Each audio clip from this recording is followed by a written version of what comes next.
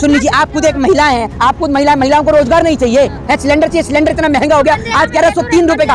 अरे भैया सुन लीजिए, 1103 रुपए का सिलेंडर है, 1103 रुपए का सिलेंडर। कितनी सब्सिडी मिल रही है ये बताइए। रोजगार छीन लिया, रेलवे बेच दिया, एयर इंडिया बेच दिया, BSNL बेच दिया, MTNL बेच दिया। आप क्या हमारी किडनी और अतड़ी बिकवा के मानेंगी आप? कभी आप समझेंगे कि देश में महंगाई और बेरोजगारी? मोदी जी का जो कवच आपने अपनी आंख पे ओढ़ रखा है ना, इसको उतार के फेंकिए। इस अंधभक्ति के चश्मे को उतार कर जरा गरीबों से पूछ के देखिए कि गरीब के घर में रोटी कैसे पकती है। सिलेंडर वाली आंटी कहाँ है?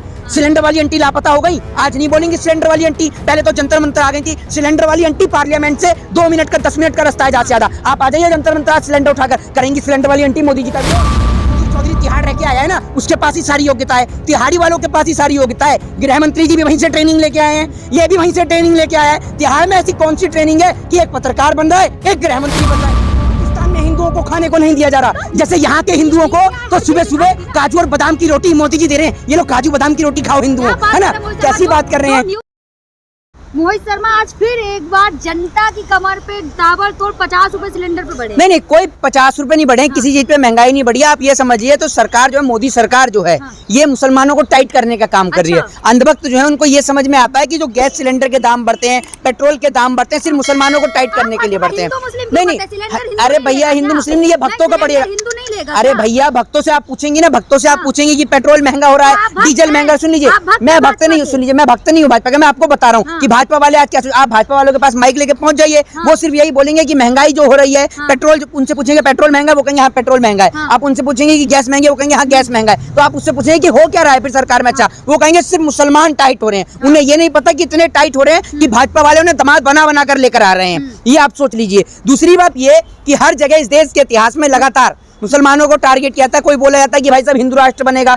आप एक बात मुझे बताइए, जो देश संविधान से चल रहा है, संविधान वाले राष्ट्र से चल रहा है, जिस संविधान वाले राइट में ब्राह्मण हो, शूद्र हो, वैश्य हो, क्षत्रिय हो, हिंदू हो, मुस्लिम हो, सिख हो, ईसाई हो, सबको एक समान अधिकार है, तो उसके अंदर किसी और राष्ट्र की कोई आवश्यकता नहीं है। दूसरी बात यह कि आप सुन लीजिए, दूसरी बात ये कि वो महंगाई वाली आंटी कहाँ है जो 500 रुपए के सिलेंडर को सर पे धरकर जंतर मंतर पे घूमती थी? अरे आज मंत्री हैं और मंत्री बन के आज लापता है। और आप ये सुनिए, अगर उनकी बेटी के ऊपर आप कोई आरोप लगाएं तो वो सदन के अंदर बोलेंगी, लेकिन जनता की कमर टूटे। प्रधानमंत्री मोदी क्या बोलते थे कि आज प्रधानमंत्री जो हैं महंगाई का मां बोलने के लिए तैयार नहीं है। और आज आप देख लीजिए महंगाई कैसे बढ़ रही है, और जब महंगाई बढ़ती है तो देश की इकोनॉमी यानी देश की GDP नीचे आती है। ये बात हमारी वित्त मंत्री साहब समझती नहीं है। कहा तो महंगाई नहीं है। वित्त मंत्री तो कंपनी बताती है उससे हाथ धोइए आप। वो जो कंपनी बताती है उससे हाथ धोइए, वित्त मंत्री जी का तो ये। दूसरी बात ये है कि जो आप हिंदू और मुसलमान करने की बात करते हैं, ये देश की आजादी में जितना योगदान हिंदुओं का रहा, उतना योगदान मुसलमानों का भी रहा। आप भूल गई तो मैं आपको याद दिलाता हूँ। आप पढ़ लीजिए अशफाकुल्लाह खां को, आप पढ़िए बहादुर शाह जफर को। जब बहादुर शाह जफर के दोनों बेटों के सर को काट के रंगून की जेल में रख दिया गया था, आप याद करिए, जब उनके पास में ईस्ट इंडिया कंपनी उनको गिरफ्तार करने के लिए आती है। जब महंगाई होती थी तो स्मृति ईरानी सिलेंडर के साथ नजर आती थी। अरे भैया आज स्मृति ईरानी सुन लीजिए, नहीं स्मृति ईरानी, और अब वो तो लापता ही है। वो तो आज मुझे लगता है OMGC की मीटिंग में आज गया होगा, वो पता नहीं कहाँ गया। नहीं अंजना जी करने वाला, अब वो पता नहीं कहाँ चला गया।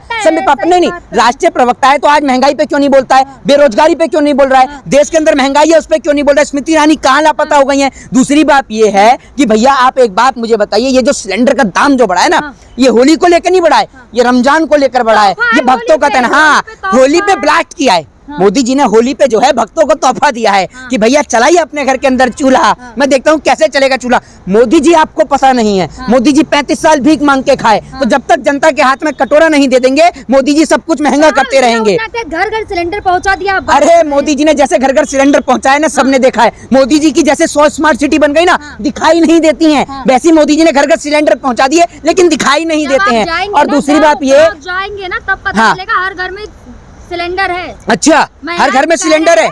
महिलाएं हमारे राज्य में बहुत खुश हैं। अरे महिलाएं आपकी राज्य में कहाँ से सुरक्षित हैं? खुश कहाँ से होंगी? जब वो सुरक्षित नहीं है तो खुश कहाँ से होंगी? आप ये सोचिए, बेटियों के साथ बलात्कार हो रहा है, 5 किलो अनाज से महिलाएं खुश होंगी? है 5 किलो? बहन बेटियां रोजगार मांगती हैं, बहन बेटियों को रोजगार चाहिए, देश की तरक्की चाहिए उनको। 5 किलो अनाज। अरे सुन लीजिए, आप खुद एक महिला हैं, आप खुद महिलाओं को रोजगार नहीं चाहिए है? सिलेंडर चाहिए, सिलेंडर इतना महंगा हो गया आज 1103 रुपए का। अरे भैया सुन लीजिए, 1103 रुपए का सिलेंडर है, 1103 रुपए का सिलेंडर। कितनी सब्सिडी मिल रही है जरा ये बता दीजिए आप मुझे। कह तो रहे ना कि देंगे। अरे क्या देंगे? कुछ नहीं देंगे। जो देना था और छीन लिया, जो दिया हुआ था पिछली सरकारों ने वो छीन लिया, रोजगार छीन लिया, रेलवे बेच दिया, एयर इंडिया बेच दिया, BSNL बेच दिया, MTNL बेच दिया। आप क्या हमारी किडनी और अतड़ी बिकवा करवा के मानेंगी आप, तभी आप समझेंगी कि देश में महंगाई और बेरोजगारी है। जब तक इस देश का आदमी सड़क पे नंगा नहीं घूमेगा, आप नहीं मानेंगी देश में बेरोजगारी है। तो आय तो बढ़ी है ना, जब महंगाई बढ़ रही तो आय नहीं बढ़ी आप? आय कैसे बढ़ गई है? आय कैसे बढ़ी है? नहीं, आप ये बताइए आय कैसे बढ़ी है? जब सरकारी कंपनियां बिक रही हैं, रेलवे बिक रहे हैं, सब सरकारी कंपनियों को नीलाम करने में लग रहे हैं, मोदी जी सब कुछ जब बेच रहे हैं तो आय कैसे बढ़ेगी? 4 है तो आय तो बढ़ी ना। क्या आपके घर में होंगी? चाहे अपने घर का किस्सा पूरे देश के लोगों को कैसे बता रही हैं? जिन लोगों को आप ये सोचिए 1100 रुपए का सिलेंडर उनको महंगा लग रहा है, उनके घर में 3 बाइक क्यों होंगी? 140। अरे सुन लीजिए, अरे मैडम मेरी बात सुन लीजिए, ये मोदी जी का जो कवच आपने अपनी आंख पे ओढ़ रखा है ना, इसको उतार के फेंकिए। इस अंधभक्ति के चश्मे को उतार कर जरा गरीबों से पूछ के देखिए कि गरीब के घर में रोटी कैसे पकती है। अरे ये जो सिलेंडर है ना, सिलेंडर आज की डेट में गरीब आदमी के घर में जाता है। अमीर के घर में जो गैस की पाइपलाइन लग गई है, ठीक है, अमीर के घर में गैस की पाइपलाइन लग गई है, लेकिन गरीब के घर में आज सिलेंडर जाता है जिस सिलेंडर का दाम 1100 रुपए हो चुका है। ठीक है, पाइपलाइन सस्ती है? अरे पाइपलाइन सस्ती है, महंगे जो सिलेंडर मोदी जी ने महंगा किया है, ये 50 रुपए सिलेंडर के दाम बढ़े, कमर्शियल सिलेंडर पे 350 रुपए बढ़े, इनका जिम्मेदार कौन है? और सिलेंडर वाली आंटी कहाँ है? सिलेंडर वाली आंटी लापता हो गई। आज नहीं बोलेंगे सिलेंडर वाली आंटी, पहले तो जंतर मंतर आ गई थी। सिलेंडर वाली आंटी पार्लियामेंट से 2 मिनट का 10 मिनट का रास्ता है ज्यादा से ज्यादा। आप आ जाइए जंतर मंतर, आज सिलेंडर उठाकर करेंगी सिलेंडर वाली आंटी मोदी जी का विरोध। आज तो लापता है। लेकिन कुछ लोग हैं जो कह रहे हैं चाहे कितना भी महंगा हो जाए, हाँ, हम तो लेंगे। हाँ, तो उनके फूफा जी जो है अंबानी या टाटा बिरला होंगे, जमींदारी छोड़ गए होंगे। जो लोग कहते हैं ना कि चाहे कितना भी महंगा हो जाए पेट्रोल, चाहे कितना भी महंगा हो जाए सिलेंडर, वोट तो मोदी जी को ही देंगे। उनको मैं देख रहा था, उनके बच्चे पकौड़े तल रहे थे और उधर से एमसीडी की गाड़ी आ रही थी और लठ मारकर उठाकर उनका सामान और ठेला दोनों लेके जा रही थी। देख रहे थे ना, उनके बच्चों को मैंने देखा है कि स्कूल में पढ़ नहीं रहे। ये अंधभक्ति का सुरूर जो उनके दिमाग पर सर चढ़ बोल रहा है ना, ये सुरूर उनका जब उतरेगा जब इनको पता चलेगी कि यह देश दोबारा से गुलाम हो गया है।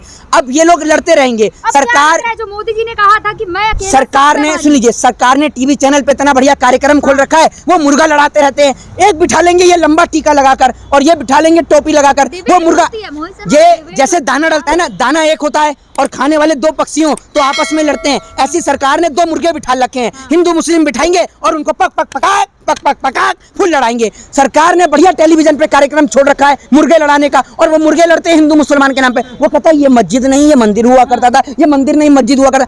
कोई रोजगार पे, कोई शिक्षा पे चर्चा करने को तैयार ही नहीं है, क्योंकि रोजगार और शिक्षा पे चर्चा तो जब हो जब नेता, मिनिस्टर और मंत्री पढ़े लिखे हों, होगी तभी तो आपको रोजगार मिलेगा। सुधीर चौधरी ने कहा तो आप हाँ, अमित शाह जी का बेटा जैसा तो मुझे लगता है पैदा होते ही बल्ला लेके खेलता होगा क्रिकेट, तभी तो बीसीसीआई में बन गया है। उसके पास कौन सी योग्यता है?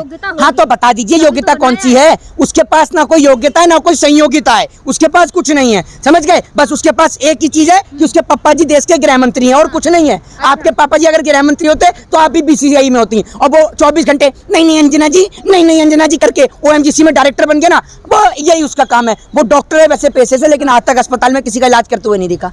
ये देख लीजिए। सवाल पूछ रहा हूं तो आप हम ही पे सवाल खड़ा कर दो। अब मैंने सवाल तो मोदी जी से किया है, आपसे थोड़ी किया है। आप संबित पात्रा, अब संबित पात्रा आपका रिश्तेदार है क्या? अब मुझे पता नहीं था, नहीं मुझे नहीं पता था, अगर आपने बता दिया तो आपने, आप ही करिए, आपसे सवाल किया। मैं संबित पात्रा से सवाल किया, मैंने सवाल मोदी जी से किया, नहीं मैंने मोदी जी से सवाल किया। मोदी जी आपके घर पड़े गाँव के हैं तो मोदी जी गाँव के होंगे आपके, गुजराती हैं आप, गुजराती हैं आप? कहाँ से? आप बता दें। आपके पड़ोसी हैं मोदी जी? अरे पड़ोसी हैं क्या मोदी जी आपकी? तो आपको इतनी दिक्कत क्यों होती है? मोदी नहीं, मोदी जी के बारे में सुन के पर्सनल क्यों जा रहे हैं? अरे महंगाई पे चर्चा करिए, बेरोजगारी पे चर्चा करिए। चलिए देश की इकोनॉमी कितनी जरा ये बताइए। आप बताए ना, मैंने आपसे सवाल जो पूछा। अरे आप ये तो बता दीजिए, हम भी तो देखें आपके पास कितना टैलेंट है। जैसे आप कह रहे हैं कि योग्यता है, जैसे सुधीर चौधरी तिहाड़ रह के आया है ना, उसके पास ही सारी योग्यता है, तिहाड़ी वालों के पास ही सारी योग्यता है। गृह मंत्री जी भी वहीं से ट्रेनिंग लेके आए हैं, ये भी वहीं से ट्रेनिंग लेके आया है। तिहाड़ में ऐसी कौन सी ट्रेनिंग है कि एक पत्रकार बन रहा है, एक गृह मंत्री बन रहा है? कौन सी ट्रेनिंग दी जाती है जरा हमें भी बताएं। तो अब क्या योग्यता? नहीं, हम नहीं जाना चाहते। हम ईश्वर न करे कि हमें कभी भेजा जाए, और हम कभी जाएंगे तो देश के स्वतंत्रता संग्राम में जाएंगे। हमारे दादा बाप दादा जो गए ना, देश की आजादी के लिए गए हैं जेल में, अंग्रेजों की गुलामी और चाटुकारिता करने के लिए नहीं है। जनता सड़कों पे उतरेगी। जो मुर्गा लड़ा रखा है, मुर्गे का कार्यक्रम सुबह 8 बजे से शुरू होता है और रात 9 बजे से तक चलता है। अलग अलग कार्यक्रम होते हैं, अलग अलग कार्यक्रम में अलग अलग चीजें दिखाई जाती हैं। एक मुर्गे के कार्यक्रम में सुबह दिखा देते हैं ब्रेकिंग न्यूज, हेडलाइंस, पाकिस्तान में हिंदुओं को खाने को नहीं दिया जा रहा। जैसे यहाँ के हिंदुओं को तो सुबह सुबह काजू और बादाम की रोटी मोदी जी दे रहे हैं, ये लोग काजू बादाम की रोटी खाओ हिंदू है ना, कैसी बात कर रहे हैं? ब्रेकिंग न्यूज, नहीं ब्रेकिंग न्यूज, पाकिस्तान में बेरोजगारी हो रही है। यहाँ तो सारे के सारे टाटा बिरला और अंबानी घूम रहे हैं, सबकी जेब में लाख 10 लाख करोड़ रुपया है। आप कैसी बात करती हैं? ये जो देश की स्थिति और बदहाली का जिम्मेदार आज इस देश की सरकार है। इस देश के नौजवान के पास रोजगार नहीं है, लोगों के पास पहनने को तन पे कपड़ा नहीं है, और इस पे चर्चा होती नहीं है। महंगाई बेरोजगारी पे चर्चा होती नहीं है, सिर्फ लड़ाई हिंदू मुसलमान पे होती है। जनता सड़कों पे उतरेगी अब? जनता कहाँ से उतरेगी? जनता कार्यक्रम देख रही है, जो मुर्गा लड़ाने का कार्यक्रम है, जिसमें एक मौलाना साहब बैठे हुए हैं, एक पंडित बैठे हुए हैं, दोनों लड़ रहे हैं। नहीं, आपने कहा ना महंगाई है, तो आपसे पूछ रही हूँ क्या देखिए, किसी भी व्यक्ति का सबसे सॉफ्ट कॉर्नर जो होता है वो धर्म होता है। धर्म के नाम पर लोगों को उलझा दिया है, लोगों को रोजगार पे चर्चा करने देते नहीं, और जो रोजगार पे चर्चा करे, सरकार ने जेल और कारावास खोल रखे हैं, उठाकर जेल में बंद कर दो, नोटिस कर दो, FIR दर्ज कर दो, उठा के जेल में बंद कर दो। यही सरकार का एजेंडा है। जय हिंद, जय भारत, वंदे मातरम।